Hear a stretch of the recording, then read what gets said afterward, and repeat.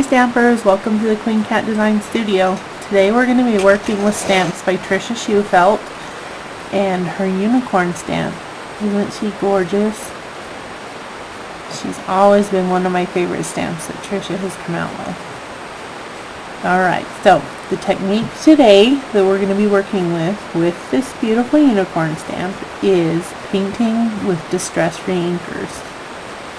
What I have done with my Distress ReInkers is I went to Michael's and I bought a bunch of these handy dandy paint wells. They come in, I believe, packs of 18 or 20, and I just covered a piece of cardboard with pattern paper, just a piece of cardboard with pattern paper, and then used Zots to adhere each well to the paper, and they hold pretty well. And I labeled each ink well with the color, and I used my ink blending tools that I handmade. I blended the ink on top so you have the color and the name of the color. And then inside I also cut a piece of an address label and colored it as well, so I know, like this one is Rusty Hinge, so I know what color I'm working with when I have the top open and I can't read the top. Anyhow, so that's how I keep my ReInkers for painting. I just have this ink thing. It's about probably 11 by 11, and I have enough space on it here to add a summer collection. Hopefully they come out with one. I have no idea if they do, if they're going to, or if they're going to come out with any more. Hopefully they do, because I love Distress ink. So let's get to it. Enough about Distress ink. Alright, so I have Trisha's unicorn stamp. As you can see, it's well loved, well inked, well loved. This is the tag we're making. My tags are about 3 by 5, maybe a little bit smaller. I love to work with manila tags because Distress works well on manila versus cardstock. The ink blends a lot better on manila versus cardstock. The ink I'm using right now is Archival Ink by Ranger. It is an oil-based ink, and I find that it works so well for painting, coloring, just about anything. It's a nice opaque ink. So I've inked up the unicorn and I've stamped it. Now this ink doesn't dry quite as fast as other ink. So what you want to do is you want to heat set it or set it aside to dry and start another project. What I've gone and done for this video is stamped and started painting another unicorn already, so I don't take up your whole day with my slow painting techniques, so you can go and play right away. Now for this painting I use a water brush. I got these at Joann's. There's 3 to a pack. I'm using the smallest tipped brush. It's the green barrel. I believe there's a red, I think that's the largest, and then a blue is a medium. And they're all pointy tips. You just unscrew it, fill it with water, and then screw it back on. I use a syringe to fill mine, or a eyedropper. You can use those as well. So, and to get water out of them, you just simply squeeze. Right here it says push. You just squeeze a little bit of water onto your craft mat. And I did finally get a new craft mat. If you can remember my old one, it has holes in it. It was sanded on and everything. But I did keep it. In fact, it's under this new one, so I can use it for different projects and whatnot. So for this, I'm going to start with the bridle right here on his mouth. And for that I use Gathered Twigs Distress ink, and that I believe came in the winter seasonal distress palette. And I'm just going to paint on. And now this is a watercolor technique, so your colors are going to be watered down a little bit. You can make them a little bit darker. You can go straight from the inkwell to your paper with a regular paintbrush if you wish. That will give you a very dark effect. Or you can go onto your craft sheet with the water just like this, and it'll give you a lighter effect. And the neat thing is, if you put too much color on, you can always take off a little bit of it just by taking some clean water and picking up a little bit of the color and dabbing it off on your craft mat, just like you do with regular watercolors. Now the next color I'm going to do is the shaded lilac right here on her horn. So I'm going to pick up a little bit of that. And what I do is I just load up my brush and I put it onto my craft mat and swirl it around. And I squeeze my brush a little bit, swirl it around to make my paint, and just go in and fill in the horn. Now I like to add a little bit of shading, so what I'm going to do is put a little bit more water on my craft mat here, and I'm going to go back to my ReInker over here and pick up a little bit more, and then I'm going to go directly, I didn't pick up any water, I'm going to go directly to the horn and put the ReInker on the top. Then I'm going to pick up a little bit of my water over here, and I'm going to blend it and add a little bit more color. And I'm going to pick up a little bit more ReInker because I want it a little bit darker at the tip, and then pick up a little bit more water. And as you're painting, your paper is going to curl a little bit. Don't worry about that. Your paper will flatten out as it dries. So see, and then you can see the shading I got in his body. So to clean off your paintbrush, you just simply squirt the water out until it becomes clear, and then dab it off. And you can also just dab it off on a towel to the side. So the next color I'm going to use is Rusty Hinge, and we're going to do it on his hair, on his mane here. And I like to go straight from the paint into the paper with hair because I like to get different shades.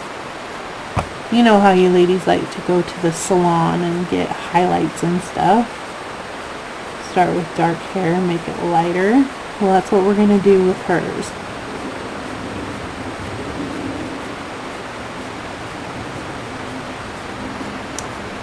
Just go into your ReInker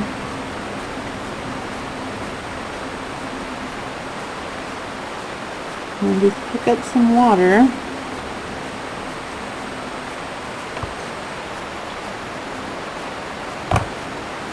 And in my ReInker wells, I forgot to tell you before, I used 1 dropper full of ink, and that's all I put in there. That's all you need because a little bit goes a long way. A long way. Alright, and there's my colored unicorn, and all I'm going to do now is squirt my brush out so it's ready to use next time. And just set it aside. So there's my painted unicorn. Now for all this pretty paint that I've made here on my craft sheet, what I've done is since I made this tag before and then I started painting this one, I have a sop up tag that I already started. And what I like to do is instead of waste all of this, I just go in and I mop up the colors like that, and then it's going to get loud here because I'm going to go in and dry this.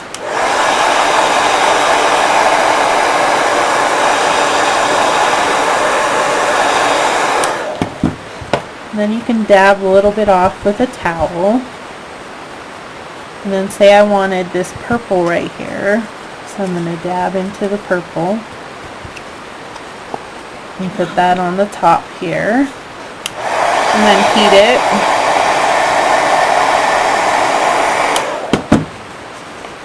And then I've got a totally new different tag. And what you can do is you can use different stamps to decorate it. Say you wanted to do some textures around here, you can use our different Distresses for that. We've got 3 different sets. They each come with 9 of these cute little stamps, and they're all different. But you can random stamp them around here, and you've got a whole different tag, and it's a totally different look. But you've used the same stamp, just with a different sentiment, and you're ready to go.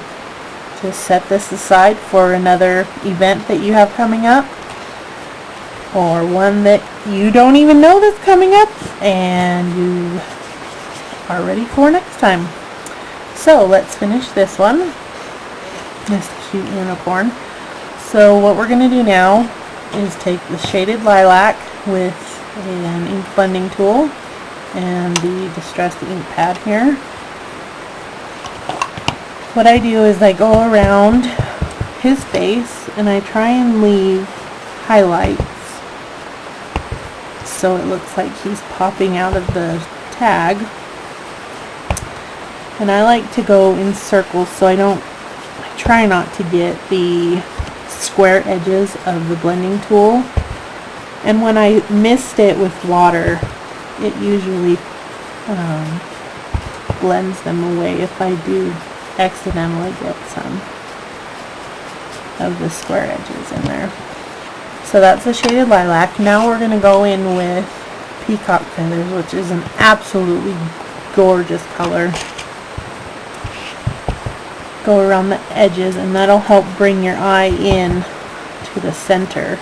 I found if you use a darker color, whether it be vintage photo or walnut stain, just a darker color than your inside, it's going to bring your eye back into the center and into your focal of your project. So here's this before it's blended. So it's kind of choppy around here. So now what we're going to do is I'm going to stamp my sentiment, and I'm going to show you how waterproof this archival ink actually is. So I have my sentiment that says smile and the whole world smiles too. I'm just going to ink it up and stamp it right on the tag. And I'm going to heat set it because it is the oil-based ink.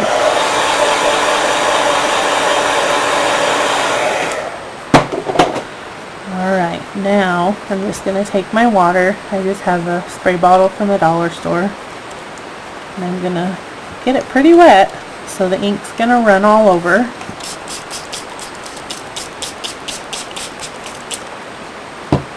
And I'm going to let the ink flow.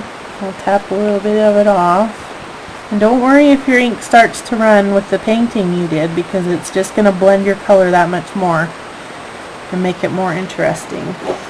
So go ahead and heat set it with your heat gun.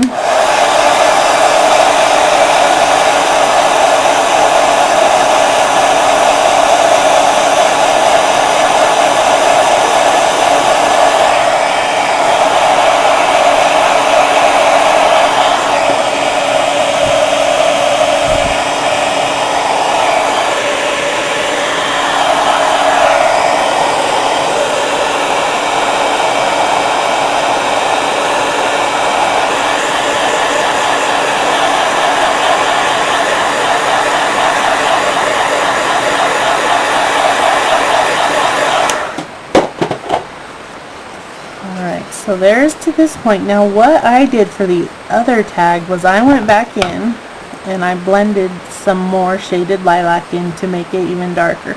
So I'll go in and do that now. And just go in and blend it in.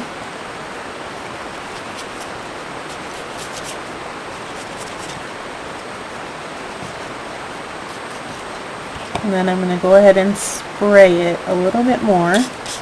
Not get it as wet because I want that color to stay. The more you spray it, the more color comes off.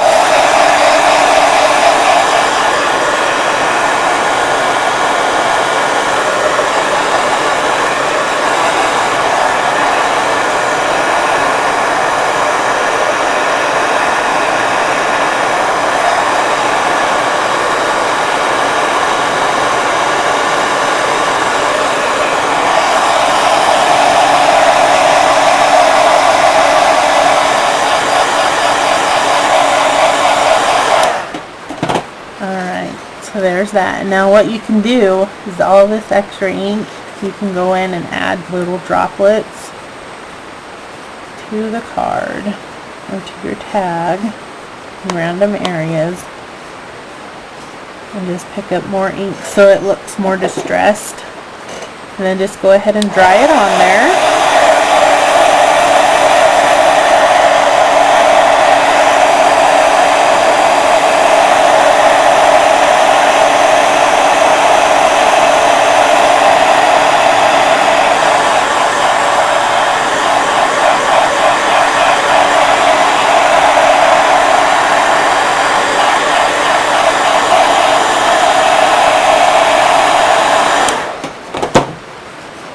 And there you have it.